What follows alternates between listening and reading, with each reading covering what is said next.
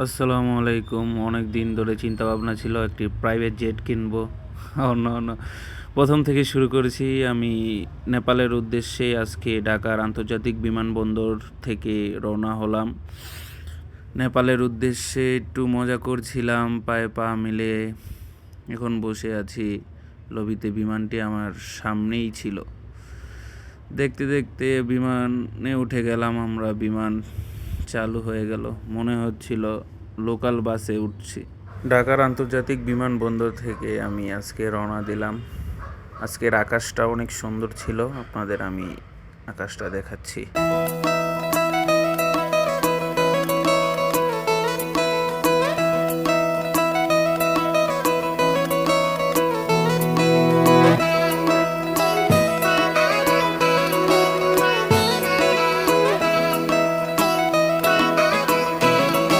উপর থেকে আকাশটা খুবই ভালো লাগছিল।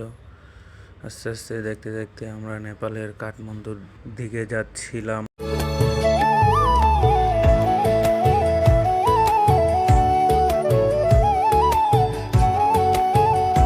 বিমান থেকে নেমে ইমিগ্রেশনের কাজ সম্পন্ন করে ওদের এয়ারপোর্টটা একটু দেখতেছিলাম। ওদের এয়ারপোর্টটা অনেক সুন্দর।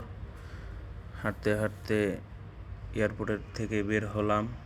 পরে দেখলাম আমাকে নমস্কার করছে, ওরা ওয়েলকাম জানাচ্ছে নেপালে। আমাদের এখানে আগে থেকে হোটেল বুকিং দেওয়া ছিল, আমরা ওদেরকে খুঁজছিলাম।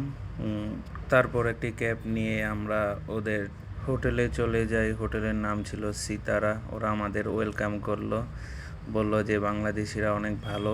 আজকে এইটুকুই, পরের ভিডিওতে আবার দেখা হবে।